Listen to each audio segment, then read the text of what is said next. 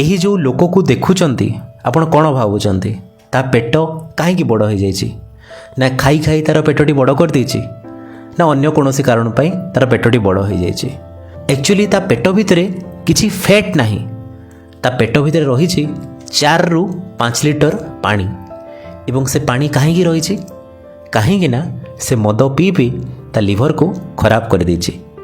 ଦେଖନ୍ତୁ, ଭଗବାନ ତାକୁ ଏମିତିକା ଲିଭର ଗୋଟେ ଦେଇଥିଲେ, କେତେ ସୁନ୍ଦର ଅଛି ଲିଭରଟା, କିନ୍ତୁ ସେ ମଦ ପିଇ ପିଇ ତା ଲିଭରଟାକୁ ଏମିତି କରିଦେଲା। ଯେତେବେଳେ ଅଧିକା ମଦ୍ୟପାନ ଆମେ କରିଥାଉ ସେତେବେଳେ ଲିଭରଟି ଖରାପ ହେଇକି ଏମିତିକା ସାଇଜ୍ ହେଇଯାଇଥାଏ। ଏହାକୁ ଆମେ ସିରୋସିସ୍ ବୋଲି କହିଥାଉ। ଏଥିରେ କ'ଣ ହୋଇଥାଏ ନା ଆମର ପୋର୍ଟାଲ ହାଇପରଟେନସନ୍ ଡେଭଲପ୍ ହୋଇଥାଏ। ତା ସହିତ ସ୍ପ୍ଲାଞ୍ଚିକ୍ ଭେସୋଡାଇଲେସନ୍ ହେଇକି ଆମ ପେଟ ଭିତରେ ପାଣି ଜମି ଯାଇଥାଏ ଏବଂ ତାପରେ ଡିଫରେଣ୍ଟ କମ୍ପ୍ଲିକେସନ୍ ଦେଖିବାକୁ ମିଳିଥାଏ।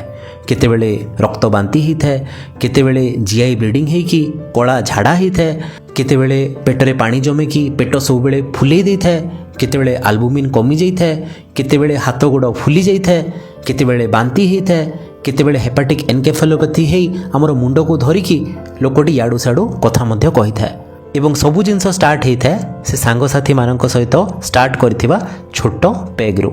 ଆଉ ଗୋଟିଏ ସକିଂ ଜିନିଷ ଆପଣଙ୍କୁ କହିବି କି ଯେତେବେଳେ ଆମ ଲିଭରଟି ଖରାପ ହୋଇଥାଏ ଏବଂ ଯେତେବେଳେ ସେଇଟା ଡିକମ୍ପେନସେସନ୍ ଫେଜ୍କୁ ପଳାଇଥାଏ ସେତେବେଳେ ସେଇ ମଣିଷର ବଞ୍ଚିବାର ଯେଉଁ ଟାଇମ୍ ପିରିୟଡ଼ ଥାଏ କେତେ ଥାଏ ଜାଣିଛନ୍ତି?